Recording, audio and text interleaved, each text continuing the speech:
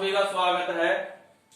वहीं हिंदी की अपनी ऑनलाइन क्लासों में कक्षा 12 विषय हिंदी साहित्य अध्याय संख्या 1 कबीरदास जी के दोहे। दोहे हैं वो अपने पूरे हो चुके हैं। ठीक है, आज यहाँ पे पद चलेंगे, पद।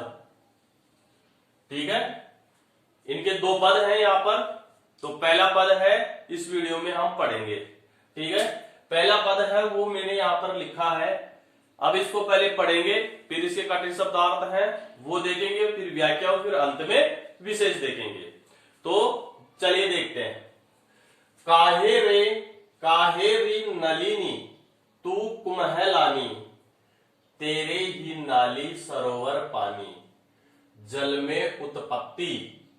ठीक है, जल में वास, जल में नलिनी तोर निवास, ना तली तपती न ऊपरी आग, तोर हेत कहूं कासनी लागी, कहे कबीर जे उदकी समान, ते नहीं मुए हमारे जान। अब देख, आगे देखते हैं कठिन शब्दार्थ। काहे का अर्थ होता है क्यों। ठीक है भाई, नलिनी कमलनाल, कमल नाल। दूसरा अर्थ ले सकते हैं जीवात्मा, जीवात्मा। ठीक है, कुमलहानी मुरझा रही या दुखी हो रही, दुखी हो रही। तेरे ही नाली, नाली का अर्थ होता है कमल की डंडी, कमल की डंडी। सरोवर तालाब या दूसरा अर्थ होता है परमात्मा। ठीक है, पानी का अर्थ होता है जल, वही दूसरा अर्थ हो जाएगा परमात्मा। ठीक है, ये इसका कमल के नाल का मतलब जीवात्मा ले लिया। जल में उत्पत्ति, उत्पत्ति ये पैर नहीं आएगा, उत्पत्ति ऐसे हो जाएगा। उत्पत्ति का मतलब होता है जन्म।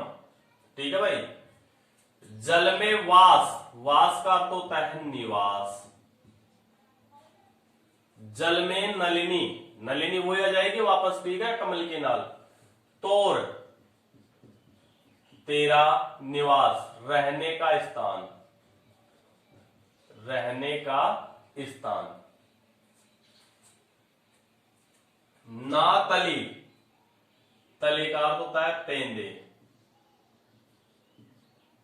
या तल। तपती गर्म, ऊपरी का अर्थ होता है ऊपर, आग का अर्थ होता है अग्नि या दुख।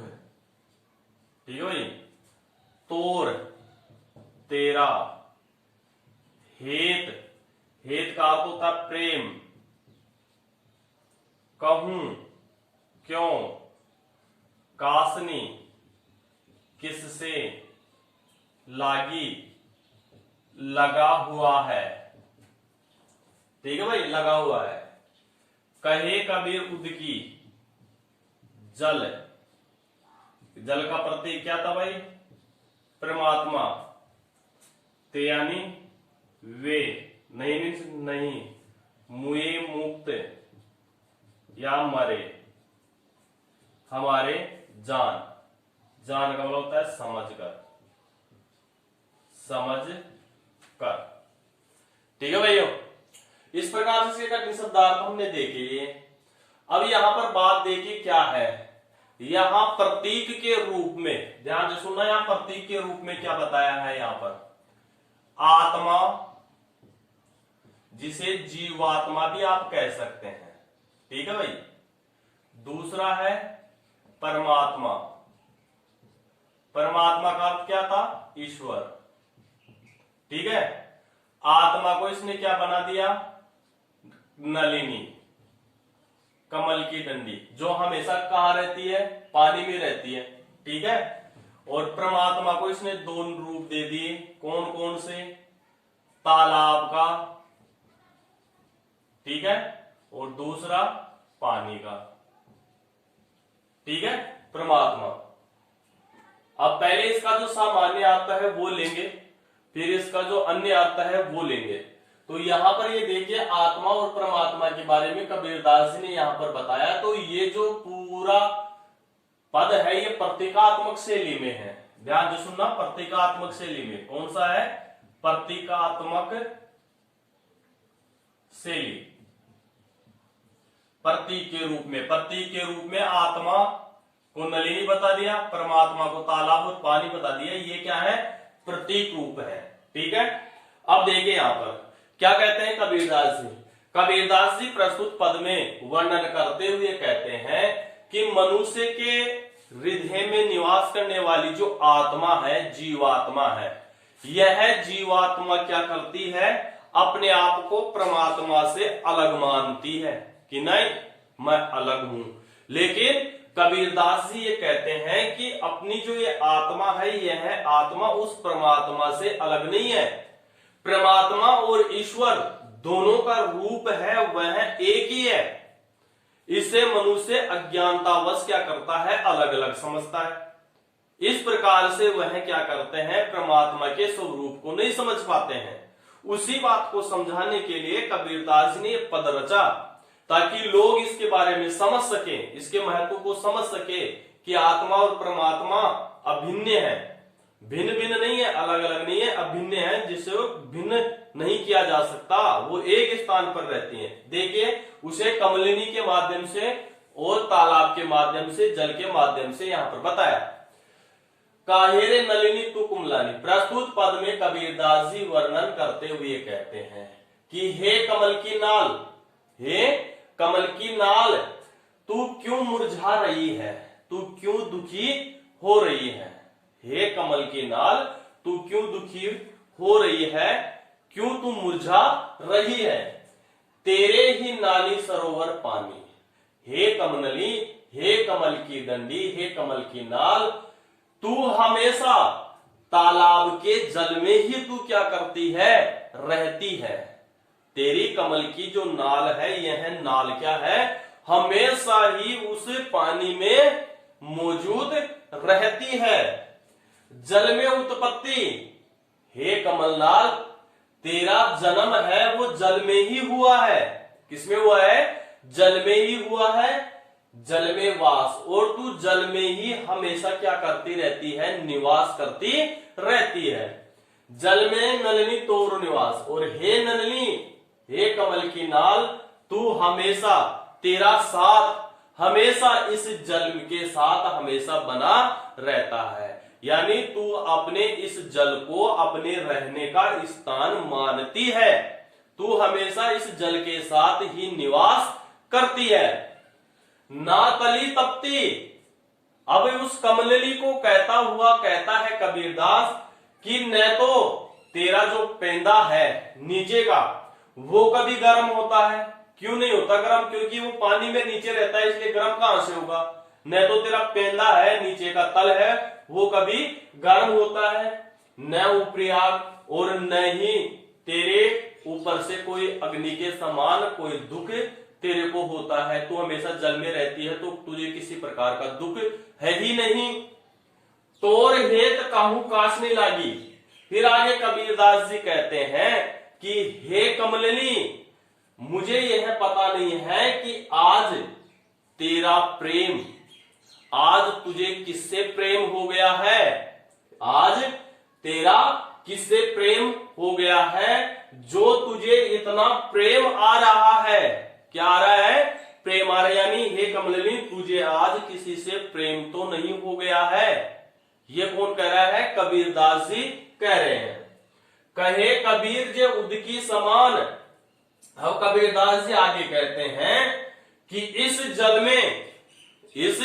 जल में परमात्मा में ते नहीं मुई हमारी जान, जो इस प्रकार इस सांसारिक बंधन को नहीं समझ पाते हैं वह क्या होते हैं? जीवित ही मर जाते हैं। और जो इसको समझ जाते हैं कि आत्मा और परमात्मा एक ही है, वह इस संसार से क्या हो जाते हैं, मुक्त हो जाते हैं, स्वतंत्र हो जाते हैं। वह सांसारिक जीवन के मोह माया में वह नहीं फंसते और वह आत्मा और परमात्मा के अभिन्न रूप को समझ जाते हैं और वह क्या होते हैं, अपने जीवन काल में मुक्त हो जाते हैं, आजाद हो जाते हैं, अपनी आत्मा को आजाद कर लेते हैं।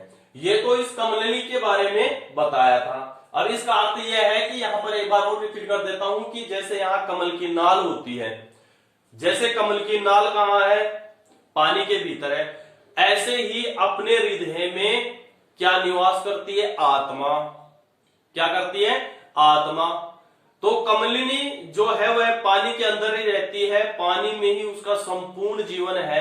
ऐसे ही अपने इस शरीर में जो आत्मा रहती है, जीवात्मा रहती है, वह जीवात्मा किसका दिया हुआ परिणाम होती है, ईश्वर, उस परमात्मा का दिया हुआ रूप होती है।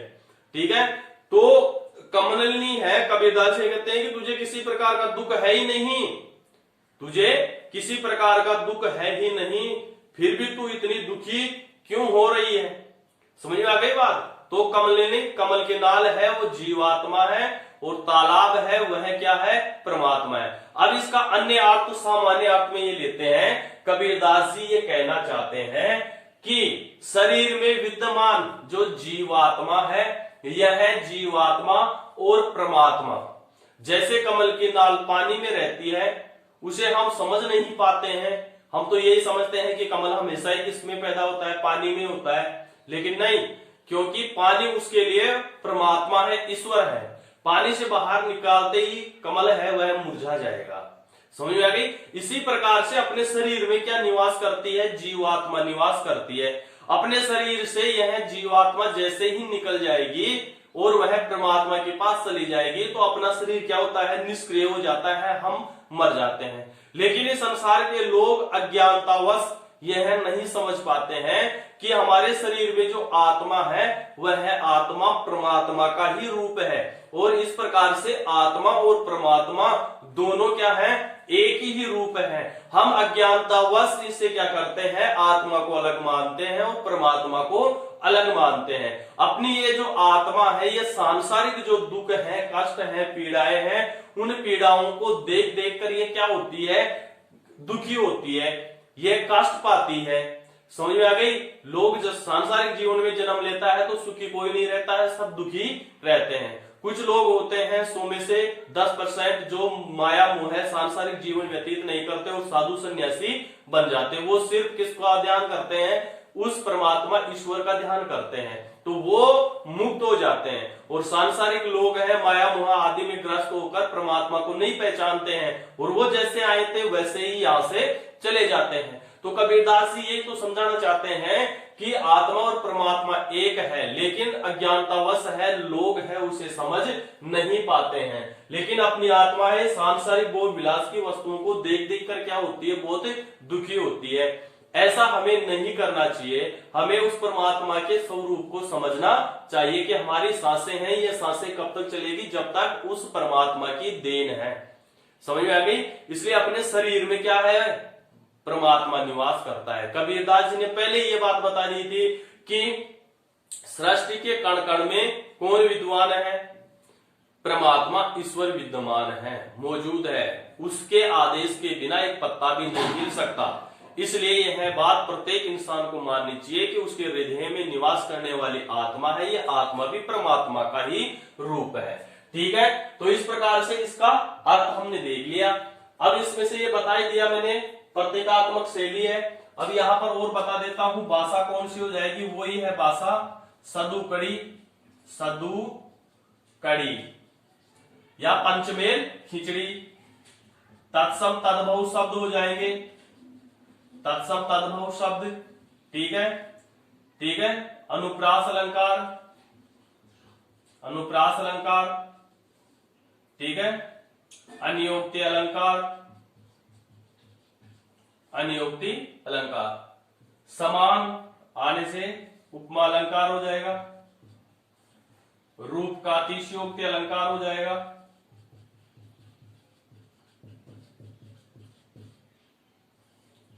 अलंकार, ठीक है।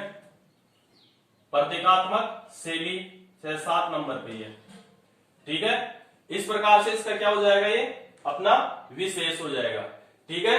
तो आज के लिए बस इतना ही। अगर आप चैनल पे नए हैं तो चैनल को सब्सक्राइब कर लीजिए, बेल आइकन को प्रेस कर लीजिए और लाइक बटन को दबाना न भूलें, और अंत में मुझे कमेंट करके जरूर बताएं कि आपको यह वीडियो कैसा लगा। तो आज के लिए बस इतना ही। सभी विद्यार्थियों को धन्यवाद।